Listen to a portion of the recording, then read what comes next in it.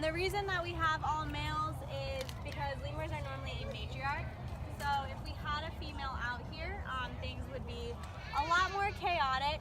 They'd definitely be fighting with each other a lot more for her, and then they'd be fighting with her for that top spot in their hierarchy. And you can tell them apart how? Just after just practice? Yeah. Me. I'm so used to you being my little one. What's the oldest one you have? Our oldest one is this guy right here, actually, and this is McGee. So he is 21. He's actually about to be 22. I think his birthday is in May. Wow. That's pretty old for a lemur. We say they live to about their mid-20s, so he is definitely getting up there. Can you get off my leg, please? Thank you. You taking out drinking to the bars and he's turned 21? We actually had a little party last year for him, and we gave him like these little shot glass red Solo cups and stuff. It was awesome. We just put a bunch of like hang with it. And then also with that, their hands are not, the front thumb is not fully opposable. So if I make him grab something here, you'll notice, can you hold this in your hand?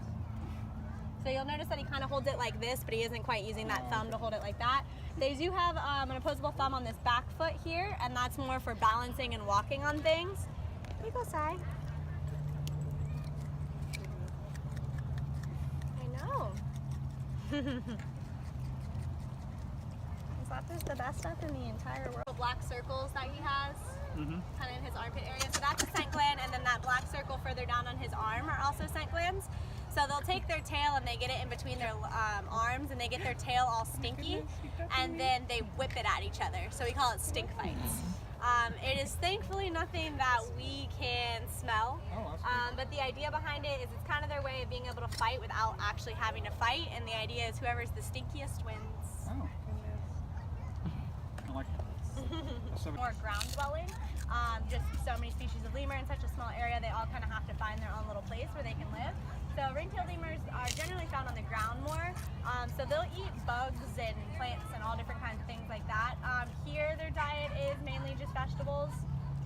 They really like sweet stuff, so if we're trying to train them or give them a special treat, we'll give them like grapes and craisins and things like that, but it's mainly vegetables and lettuce. We try to give our boys like browse and so different trees to eat and bugs, and they look at us like we're crazy. They just want the sweet potatoes and corn. That's what they want in life. Candy. Oh yeah.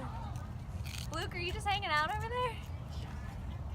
We noticed that the rendezvous was shut down for a while. Do you turn it off for parts of the year? Don't make good pets. They're pretty dirty. They are used to having these big troops to live in. So they use each other for Doesn't want to pose with you. They cuddle together for warm. It used to be kind of hard to crate them all because once the other 8 realize that one just got crated, they hit the trees and they hide. So it's nice that now we can kind of pull out the crates and they think of it as something positive because they get a reward and they don't all hide from us. We actually had a hurricane where Mr. Noah decided that he was going to hang out here by himself the whole time and wouldn't come out of a tree. Oh. We came and he was like dry and looked like nothing had just happened, and he was just like, hey guys, why was everyone freaking out? Like, no idea how. He was just like, yeah, this is good, but... So now they're all crate trained, so we don't have that problem. But we do also work with like touch training with them, so it's nice. I'll show you Bosco's. So it's nice when I can come out and kind of get a good look at them, especially when they have little pieces of fur missing, and I can make sure that it's not a cut and stuff like that. They do get in little tiffs amongst themselves, so not having that female calms it down a little bit, but they do still have their own little natural hierarchy. So like McGee is the top, he's the old man, he says what goes, he doesn't mess with the boys. And then beneath them, nobody wants those beef hugs, man.